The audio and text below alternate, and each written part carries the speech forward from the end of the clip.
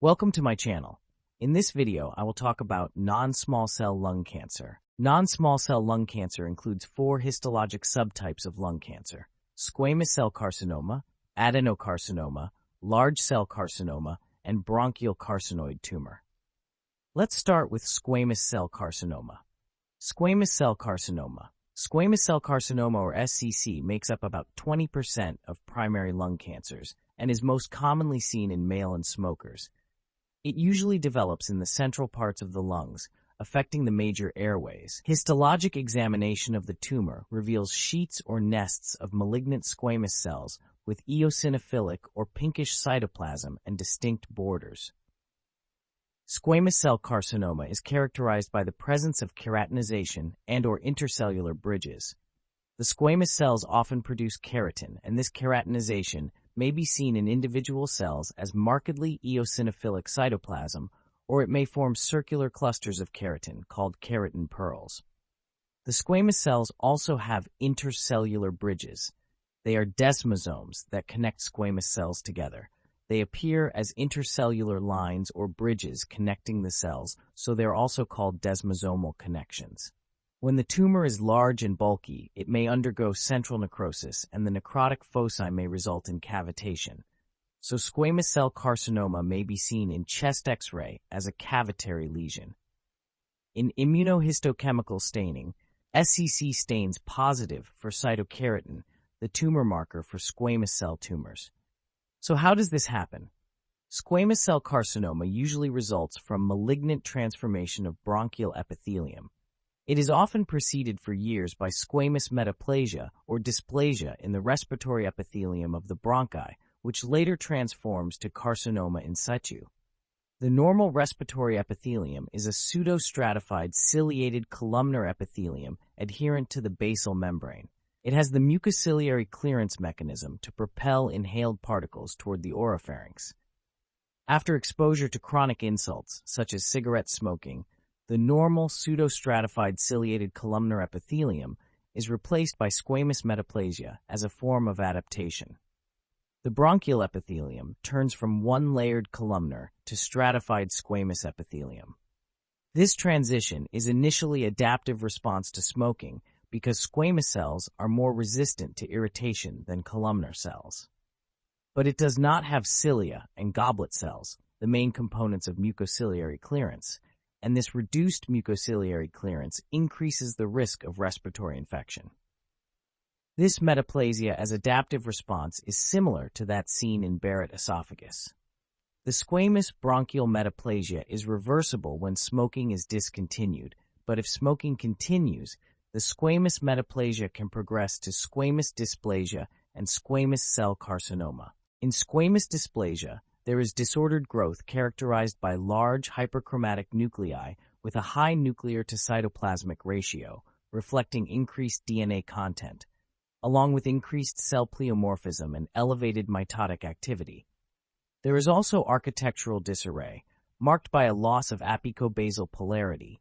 Normally, cells have different membrane differentiation in their apical and basal surfaces.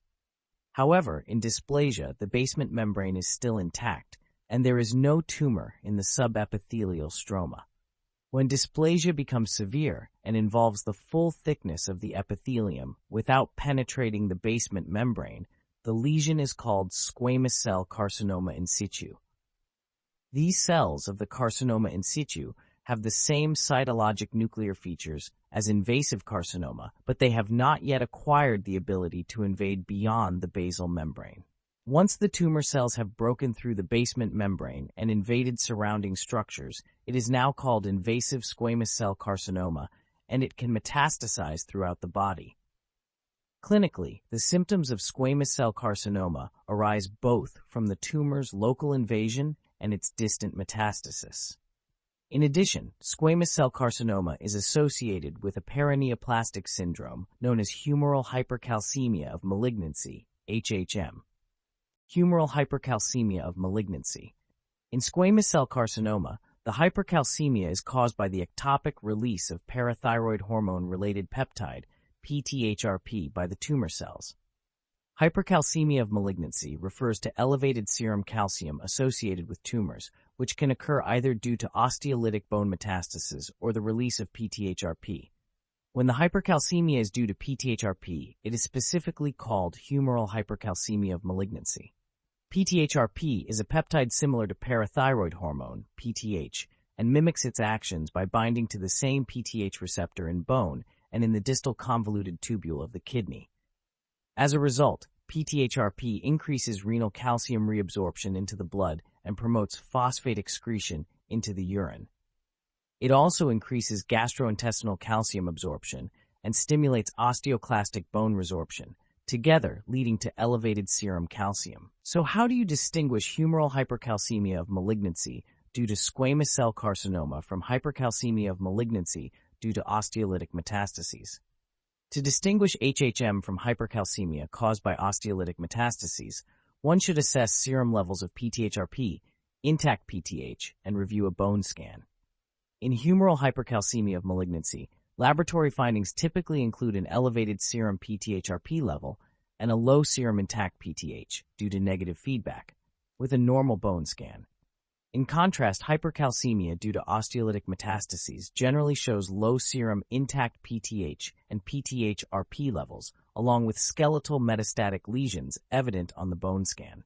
So if you see hypercalcemia with low PTH, even in the absence of symptoms, evaluate for malignancy because it is the most common cause of PTH-independent hypercalcemia. Common clinical manifestations of hypercalcemia include the formation of kidney stones, polyuria, polydipsia, nausea, vomiting, constipation, abdominal pain, bone pain, and lethargy. As a mnemonic, I spell squamous with C instead of Q, just like scam. Hence the 6 C's: C for cavitation, C for cigarette smoking, C for calcium as in hypercalcemia, C for central location, C for connection of the desmosomal type, and C for keratin pearls. Yep, keratin is spelled with C. Enough with squamous. Next is adenocarcinoma. Adenocarcinoma of the lung typically arises in the peripheral regions of the lung parenchyma. Adenocarcinoma is the most common form of lung cancer overall in the general population, especially among women and non-smokers. Although adenocarcinoma has the weakest association with smoking, it can still occur in smokers. So if the vignette describes the patient as non-smoker, do not rule out the diagnosis. The most common activating somatic driver mutations involved in the carcinogenesis of adenocarcinoma include KRAS, EGFR, and ALK genes. Patients with adenocarcinoma containing these mutations are highly responsive to targeted therapy with tyrosine kinase inhibitors. For example, osimertinib is used for EGFR mutations, alectinib for ALK rearrangements, and sotorasib for KRAS mutations.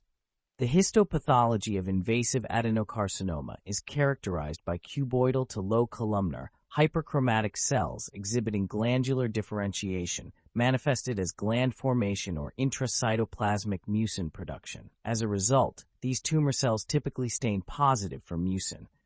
Lung adenocarcinoma is thought to develop in a stepwise progression. It begins with a precancerous lesion known as atypical adenomatous hyperplasia that further progressed to adenocarcinoma in situ and invasive adenocarcinoma. Atypical adenomatous hyperplasia AH is a small area of 5 mm characterized by dysplastic pneumocytes lining alveolar walls.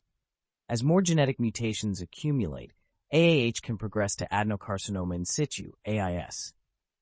Adenocarcinoma in situ, previously known as bronchioloalveolar carcinoma, is a subtype of lung adenocarcinoma that originates from Clara cells or type 2 pneumocytes.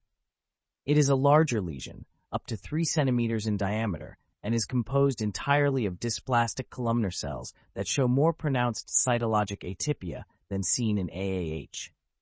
These mucus-containing atypical columnar cells proliferate along pre-existing alveolar septa without crossing the basement membrane. This pattern of growth is termed lipidic growth. The result is thickened alveolar walls that on imaging appear as hazy, pneumonia-like infiltrates. Patients with adenocarcinoma in situ typically present with dyspnea, cough with large amount of a golden brown sputum. Adenocarcinoma in situ has a better prognosis. Once the lesion enlarges beyond 3 cm and invades through the basement membrane, it is classified as invasive adenocarcinoma, with the full ability to infiltrate adjacent tissues and metastasize. Adenocarcinoma typically presents with cough, dyspnea, weight loss, hemoptysis, and pleural effusion. Adenocarcinoma also presents with symptoms of paraneoplastic syndromes.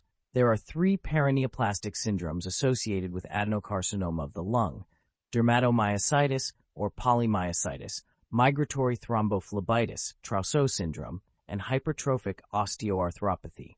Now let's talk about hypertrophic osteoarthropathy. Hypertrophic osteoarthropathy, HOA, is a paraneoplastic syndrome associated with adenocarcinoma of the lung. In HOA, there is abnormal proliferation of the skin and osseous tissue at the distal parts of the extremities. It is characterized by the triad of fingernail clubbing, painful long bones, and symmetric bilateral painful arthropathy. The painful arthropathy is due to joint enlargement and synovial effusions, for example, in the wrist joints. The pain in long bones is due to periostosis, which is an inflammatory thickening of the periosteum. This periosteal reaction can be seen on imaging as an increased uptake on bone scan or PET. Digital clubbing is thickening and widening of the nail bed and digital phalanges, giving the fingers a bulbous broomstick appearance. This enlarged fingertip and increased curvature nail plate is due to connective tissue proliferation at the nail bed and distal phalanx. Clinically, clubbing is assessed by measuring the Lovibond angle, the angle between the nail plate and the proximal nail fold on lateral view. Normally, this angle is around 160 degrees. Clubbing is diagnosed when it exceeds 180 degrees. Additionally, the normal diamond-shaped window, Shamroth's sign, between the dorsal surfaces of the terminal phalanges is lost. Digital clubbing is associated with bronchogenic carcinoma, especially adenocarcinoma, metastasis to the lung, mesothelioma, lung abscess, bronchiectasis, including cystic fibrosis, cyanotic congenital heart disease, and interstitial lung disease. Importantly, chronic obstructive pulmonary disease, COPD, is typically not associated with clubbing. Therefore, the presence of clubbing in a patient with COPD should prompt evaluation for occult malignancy, starting with a chest radiograph. Clubbing can occur by itself or associated with hypertrophic osteoarthropathy, and both could be different manifestations of the same disease process. So what is the pathogenesis of hypertrophic osteoarthropathy? It is unclear, but there are 2 proposed mechanisms, both involving growth factors. One mechanism is that tumor-derived growth factors, such as vascular endothelial growth factor, VF, stimulate growth. The second proposed mechanism is related to megakaryocytes. Under normal conditions, megakaryocytes are fragmented in the pulmonary circulation. However, when the pulmonary circulation is disrupted by tumors or chronic lung inflammation, the megakaryocytes skip or bypass the normal fragmentation and enter systemic circulation. Due to their large size, they become entrapped in the capillaries of the distal extremities, where they release platelet-derived growth factor, PDGF, and VGF. The cumulative effect of these mechanisms is the activation of hypoxic inflammatory pathways, with subsequent release of platelet-derived and fibroblast-derived growth factors such as PDGF, VGF, and TGFB. These growth factors promote local fibrovascular in the fingertips through periosteal new bone and connective tissue formation by activated fibroblasts, angiogenesis, and edema via increased capillary permeability, ultimately leading to clubbing and periostosis. Now let's talk about large cell carcinoma. It accounts for 10 to 15% of lung cancers, so it is the least common type of non-small cell lung cancer. It is usually located in the periphery of the lung and is more common in men and in smokers. On histology, large cell carcinoma shows pleomorphic giant cells with large nuclei, prominent nucleoli, and moderate amounts of cytoplasm. The tumor cells in large cell carcinoma, as the name suggests, they are large cells. Pleomorphic means the cells differ from each other in size and shape. It is an aggressive and poorly differentiated tumor that lacks the cytologic features of other forms of lung cancer. Large cell carcinoma is a diagnosis of exclusion. You will not see glandular, squamous, or neuroendocrine features, so you will not see gland formation or mucin production, no keratin pearls or intercellular bridges, or no features of small cell carcinoma. It can produce HCG and cause gynecomastia. It responds less to chemotherapy and is removed surgically. It has poor prognosis. The last type of lung cancer to discuss is bronchial carcinoid tumor. Neuroendocrine tumors of the lung include the slow-growing bronchial carcinoid tumor and the highly aggressive small cell carcinoma. Bronchial carcinoid tumors represent 1 to 2% of all lung tumors and 25% of all carcinoid tumors. As we have seen, while adenocarcinoma is the most common lung cancer in adults, bronchial carcinoids are the most frequent primary lung cancer in adolescents and young adults, typically presenting in patients under 40 years of age. Importantly, these tumors are not associated with smoking.